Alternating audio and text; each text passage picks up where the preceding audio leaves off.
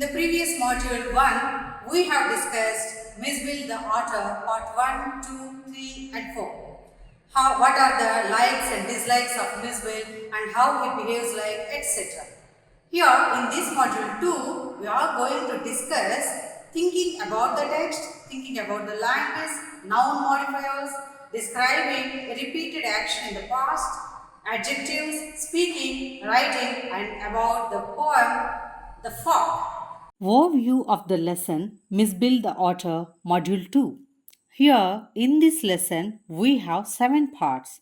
They are thinking about the text, thinking about language, speaking, writing, summary of the story, poem, thinking about the poem. Before entering into the lesson, let's have a glance on the learning objectives. Learning objectives.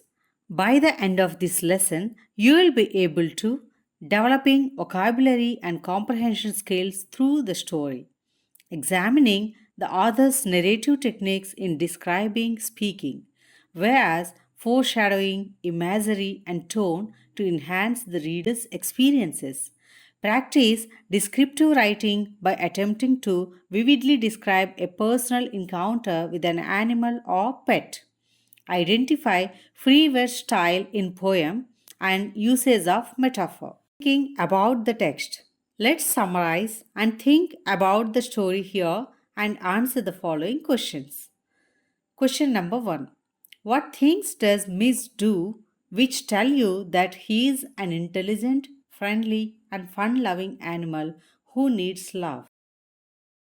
Yes, you are correct, children. We can say like this: Miss plunges and rolls in water. He makes enough slosh and splash in the bathtub. He turns the water tap enough to produce a trickle of water. He plays and juggles small objects between his paws lying on his back. He nuzzles the other's face and neck. All these things show that Miss is an intelligent, friendly, and fun lover. Question number 2. What are some of the things we come to know about authors from this text? Yes, children, you know very well. We know many things about otters. These are they playing with fun, they opening the water taps, they love and friendship with the human beings, their other playful activities, etc. Question number 3. Why is mid species not known to the world as Maxwell's otter? Yes, children, you are correct. Mid species is now known to the world as Maxwell's otter. It is because before Maxwell's otter, not much known to science. In fact, Miss Bill's race was not known to anyone before Maxwell had his Miss. Maxwell in the story speaks for the otter Miss. He tells us what the otter feels and thinks on different occasions. Given below are some things the otter does. Complete the column on the right to say what Maxwell says about what Miss feels and thinks. Dear children, here is a table of what Miss does and how Miss feels or thinks. You have to read what Miss does and have to fill how Miss feels or thinks. The first one is Miss plunges, rolls in the water and makes the water splosh and splash. Yes, how Miss feels or thinks? Yes, he went wild with joy. And the second one is he screws the tap in the wrong way. And the answer is Miss feels or thinks he chitters with irritation and disappointment. And the third one is he nuzzles Maxwell's face and neck in the aeroplane. The answer is he feels much comfort and content after its distressed chitter. Dear children, you can find this table at your page number 89 in your textbook. Okay, you can find the table here. What Miss does and how Miss feels or thinks. He plunges, rolls in the water and makes the water splosh and splash. And the answer you have to write. The one is went wild with joy. Next, he screws the tap in the wrong way And the answer is he chitters with irritation and disappointment. And the third one is nuzzles Maxwell's face and neck in the aeroplane. And the answer is he feels much comfort and content after its distressed chitter.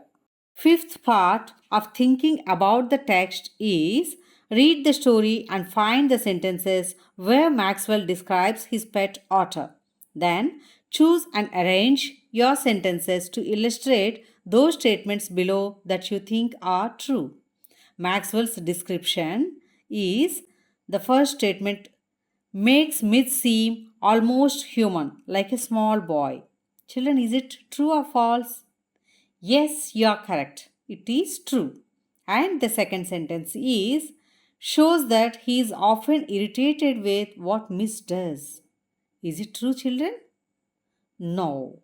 It is a false statement. Third one shows that he is often surprised by what Miss does. Is it correct, children? Yes, it's a true statement. And the fourth one is of Miss antics is comical. Is it true? No, that's a false statement.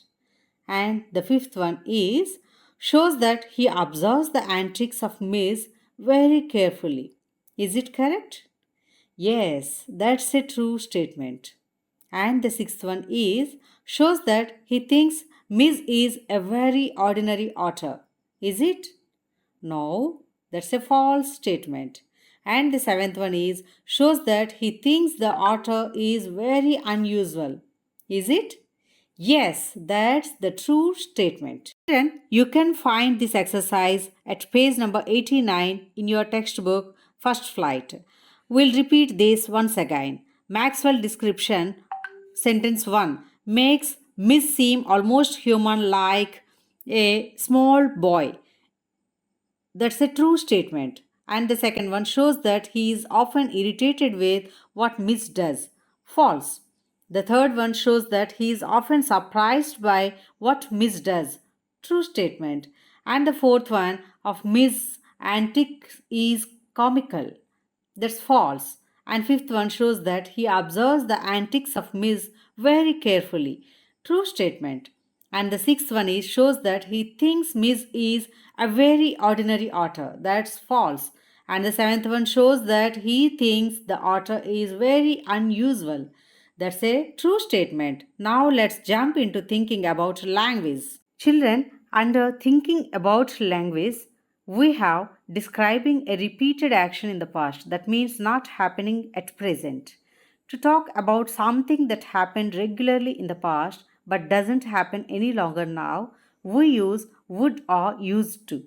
Both would and used to can describe repeated actions in the past. Now, for example, here are some sentences below. The first one is Miss would follow me without a lead and come to me when I called his name. That means Miss would follow me without a lead. That means it is not happening now. It was happened in the past. B. He would play for hours with a selection of toys. Would play, would play. Observe, children. And C. On his way home, Miss would tug me to this wall. And D. When I was 5 years old, I used to follow my brother all over the place. I used to follow. And in E, he used to tease me when mother was not around. Used to tease. To describe repeated states or situations in the past, however, we use only used to. To repeat states or situations in the past, we use used to. We can't use would for states or situations in the past. So we do not use would with verbs like be, have, believe, etc. Look at the following sentences once to understand the concept well. For example, when we were young, we used to believe there were ghosts in school. Here, believe shows a state of mind. For a state of mind, we have to use used to. And 30 years ago, more women used to be housewives than now. And here, be describes a situation. For a situation in the past, we have to use used to rather than would. From the table below, make as many correct sentences as you can using would and or used to as appropriate. First, decide whether the words in italics show an action or a state or situation in the past. Then add two or three sentences of your own to it. Children, here is a table contains would and used to. We can use would for an action and used to for a state or situation. The first one, Emperor Akbar dash be fond of musical evenings. That is a situation. That's why we have to use used to. Every evening we dash take long walks on the beach. That is an action. That's why would is apt here. 50 years ago, very few people dash own cars. That is a condition, situation. That's why used to. Till in 1980s, Shanghai dash have very dirty streets. That is a situation. That's why we have to use used to. My uncle dash spent his holidays by the sea. That is also a state. That's why we have to use used to. Children, in Roman number 2 of thinking about language, we are going to learn about noun modifiers. What are noun modifiers? To describe or give more information about a noun or to modify a noun, we use adjectives or adjectival phrases. Look at these examples from the text. An eminently suitable spot, symmetrical pointed scales, his wide flat belly, a ricocheting bullet. Here, an eminently suitable spot. The spot is describing by eminently suitable, and the scales are describing symmetrical pointed, and the belly is describing by the words wide flat, and the bullet is describing by ricocheting. Nouns are also can be used as modifiers. To know more about this, look at the following examples. The dinner party, a designer dress, the car keys. Here, the noun dinner is describing another noun party. And a designer describing dress. The car itself is a noun and it is describing another noun keys. Can you understand, children? A noun is describing another noun or a noun is modifying another noun. Children, we can use more than one noun as modifier. Like proper nouns can also be used as noun modifiers. For example, the Christmas dinner party. Here there are two nouns, Christmas and dinner. These two are modifying party. And a silk designer dress. Here there are two noun modifiers are there. Two nouns are there, silk and designer. These two are modifying the dress. The Maruti car keys. Here also there are two nouns, Maruti and car. These two are describing keys. Here, in the following example, there is an adjectival phrase in front of a noun modifier. Here, and along with the noun, there is an adjectival phrase which is describing another noun. For example, the lovely Christmas party. Here, the adjectival phrase is lovely and noun is Christmas, and these two are describing or modifying party. And another example is a trendy silk designer dress. A trendy silk designer dress. Here, an adjectival phrase is trendy, and silk is a noun and designer is also a noun. These three are modifying the dress. These three are describing the dress. A trendy adjectival phrase and silk noun, designer is also another noun. Along with adjectival phrase, these two nouns are describing the dress. Example C, the frightfully expensive golden Maruti car keys. Here there are lengthy sentences there. The frightfully expensive golden Maruti car keys. Here an adjectival phrase is Frightfully.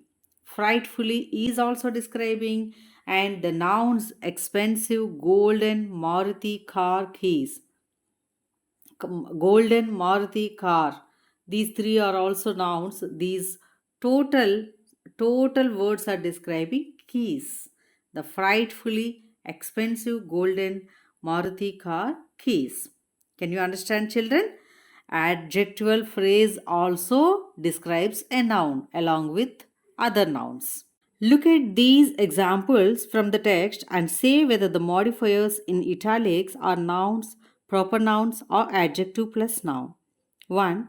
An auto fixation. Here, what is an auto? And 2.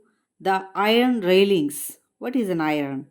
Noun or proper noun or adjective plus noun. And the third one, the Tigris marshes. What is Tigris? And 4. The London streets. What is London here? And in the fifth, soft velvet fur. What is soft velvet? And in sixth, a four-footed soccer player. What is four-footed?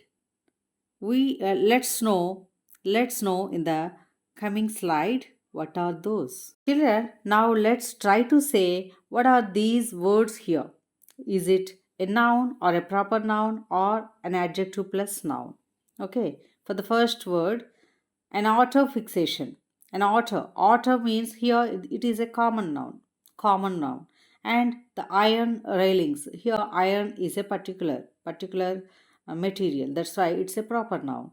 And the Tigris marshes, Tigris is also particular name, that's why it is a proper noun. And the London streets, that is also proper noun. Soft velvet fur, soft, that is an adjective, and velvet is a noun, that's why adjective plus noun. And in the sixth one, a four-footed soccer player, four-footed, that is adjective plus noun. Understand, children? Children, here are some nouns, and in the coming slide there are a set of modifiers. Combine these nouns with those modifiers to make as many appropriate phrases as you can. The nouns and modifiers are all from the texts in this book. And the nouns here are temple, person, gifts, time, crossing, physic, girls, thoughts, scream, subject, flight, coffee, triangle, boys, farewell, landscape, chatterbox, view, dresses, roar, expression, handkerchief, profession, celebration. And children, there is a table below the slide. Please observe that. Children, here's a set of modifiers in the box. Let's read together. Okay? College, laugh, bear, plum, incorrigible, rough, uncomfortable, railroad, invigorating, ridiculous, 100, white, tremendous, panoramic, loud, stone, slang, family, heartbreaking, first, ordinary, slake, marriage, birthday, 3. These we have to combine these modifiers with some nouns. Then we can make appropriate phrases. Okay, children? Think and do the phrases. Yes, children, very well done. You have prepared nice phrases from those nouns and their modifiers. Let's read once together. Yes, a white temple, 3 college girls, a stone triangle, ordinary dresses, an incorrigible person, 100 boys, a tremendous roar, family girl gifts, a birthday handkerchief, rough time, an uncomfortable expression, first time, ridiculous subject, the panoramic landscape, a railroad crossing, a heart-breaking flight, the family profession, plump physique, a loud farewell, a birthday celebration, a loud screen, a loud chatterbox. That's nice, children. You have prepared very well done. Well, children, read this sentence once. He shook himself, and I half expected a cloud of dust. Here in this sentence, the author used a cloud of dust to give a picture of a large quantity of dust. That is the phrase, a cloud of dust. Phrases like this indicate a particular quality of something that is not usually countable. For example, a bit of land, a drop of blood, a pinch of salt, a piece of paper, etc. Can you understand, children? Usually for uncountable nouns, we use this type of phrases. Children, you know some of those words and match the words in the left with a word on the right. Some words on the left can go with more than one word on the right. The left words are a portion of, a pool of, flakes of, a huge heap of, a gust of, little drops of, a piece of, a pot of. And the right side words are blood, cotton, stones, gold, fried fish, snow, water, wind. Let's match. Think of those, children. Well done, children. You have done a great job. Nicely matched. Yes. Let's read together all of these words or phrases. A portion of fried fish, a pool of water, flakes of snow, a huge heap of stones, a gust of wind, little drops of blood, a piece of cotton, a pot of gold. Yes, very nice. Children, let's use a bit of, a piece of, a bunch of, a cloud of, a lump of with the italicized nouns in the following sentences. The first one has been done for you as an example. And the sentence is, my teacher gave me some advice. Instead of some, we can use, my teacher gave me a bit of advice. Likewise, here are some more sentences. We have to remove those words and use appropriate words instead of those words. Okay? The sentences are, can you give me some clay, please? The information you gave was very useful. Because of these factories, smoke hangs over the city. Two stones rubbed together can produce sparks of fire. He gave me some flowers on my birthday. We use a bit of, a piece of, a bunch of, a cloud of, and a lump of instead of those words. Very good, children. You have done a great job. You have perfectly matched all these things. Yes, let's read together all these sentences.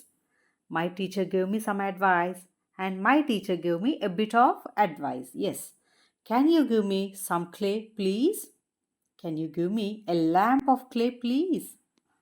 The information you gave was very useful.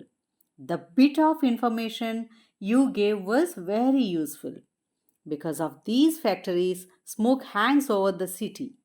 Because of these factories, a cloud of smoke hangs over the city. Two stones rubbed together can produce sparks of fire. Two pieces of stone rubbed together can produce sparks of fire. He gave me some flowers on my birthday. He gave me a bunch of flowers on my birthday. Very nice, children. Students, here under speaking, let's play an interesting game. Okay? You have seen how Maxwell describes Miss the author's feelings and thoughts by watching him. Play the game of dumb characters. Take turns to express a feeling or thought silently through gestures. Let the class speak out their guesses about the feelings or thoughts you are trying to express. Is it nice, children? Shall we try? Yes, that's nice. Children, let's write an interesting thing here. Write a description of a person or an animal, such as a pet, that you know very well and love very much. Questions 4 and 5 in thinking about the text will have given you some idea about how to do this. Mention some things the person or animal does, what you think the person or animal feels, etc. Okay, children, let's start. Well, children, let's recall what we have done in this lesson. In this lesson, we have narrated a story about an interesting and unusual pet. Is it, children? Yes, we have discussed about an otter that is an unusual pet. We have discussed on that. Is it, children? Yes, children. Let's recollect what we have done in this lesson. The events narrated in this textbook place over half a century ago. Discuss with your class what changes have taken place over these years in what animals we can keep as pets. Some species are protected under the laws for wildlife preservation and the laws for exporting and importing or trading in animals and the rules for transporting goods, pets, etc. on aircraft. The class might wish to do their own research on these questions and report their finding in class. Okay, dears? Dears, let's think about some facts on pet animals here. Do you know or have you observed any unusual pets or of wild animals which are trained to work for or amuse humans? Example, dancing bears, lions and tigers in a circus, elephants trying to work or take part in ceremonies, etc. Let's think one thing, children. Is it ethically correct of keeping wild animals as pets? What are the difficulties these may entail? Say, children, what will the animals miss most when they have taken away from their natural habitat? Do you think that is it cute to see Miss the otter on a leash? Let's look at the situation from all points of view. Children, let's do projects. Under this, we'll do otter conservation projects. It is helpful for us to visit the website www.org.uk or Co or Wildlife to know more about otters and otter conservation projects. Okay, through these sites, we can know more things about otters. Let's see those sites.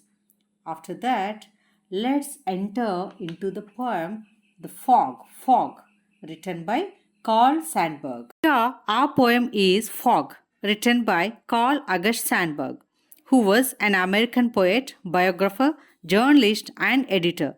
He won 3 Pulitzer Prizes, 2 for his poetry and 1 for his biography of Abraham Lincoln. Fog is a very small poem and in the poem captures a natural phenomena, the appearance and disappearance of fog into a city and the harbor.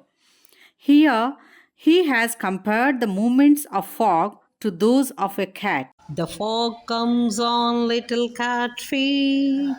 It sits looking over harbor and city on silent haunches and then moves on silent haunches and then moves on.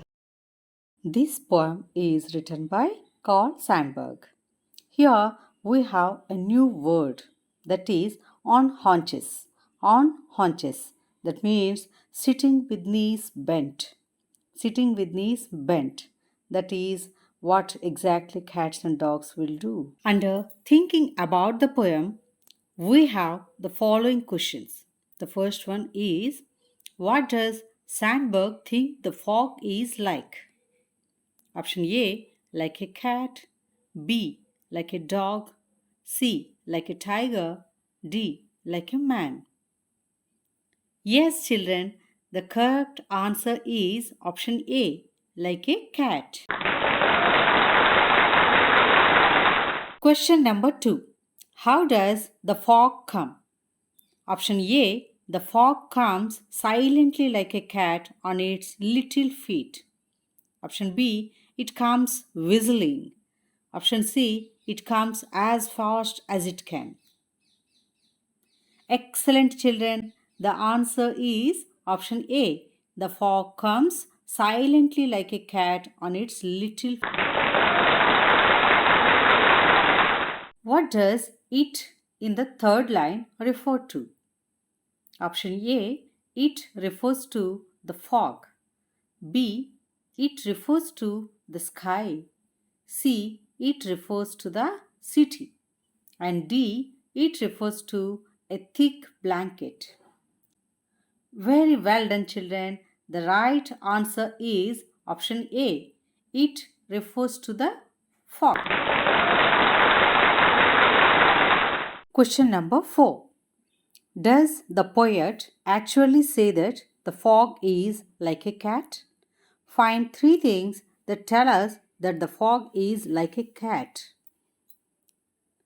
Answer. Yes, here the poet makes the fog like a cat, who is a living being. He does so through a metaphor. The second thing is, it looks over harbor and the city like a living cat. And finally, it moves as the cat moves like. Children, you already know that a metaphor compares two things by transferring the qualities or features of one thing to the other in Unit 1. Here, in question number 2, apply that knowledge and find metaphors for the following words and complete the table below. Also try to say how they are alike. The first one is done for you. There are 5 words in the table and write 5 other words which are having the qualities to compare with. The words are as follows. The first one is storm. We can compare that with a tiger.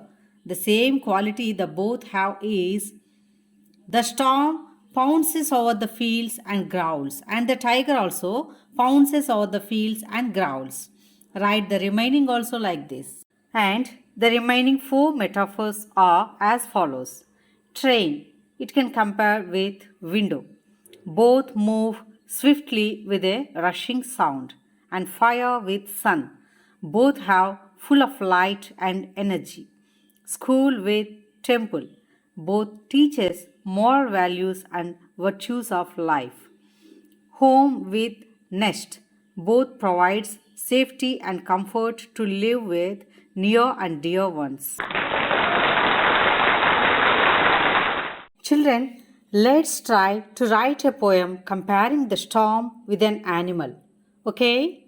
First, think about a storm. Try to visualize the force of the storm. Hear the sound of the storm. Feel the power of the storm and the sudden calm that happens afterwards. Write a poem about the storm, comparing it with an animal. All the best. Does this poem, The Fog, have a rhyming scheme? No. This poem doesn't have a rhyme scheme as the sentences do not have rhyming words. Poetry that doesn't have an obvious rhyme or rhythm is called free verse. It is written in free verse with no set pattern of rhyming words towards the end of each sentence. And say what are the qualities of the poem written by you on storm, comparing it with an animal. Thank you for watching.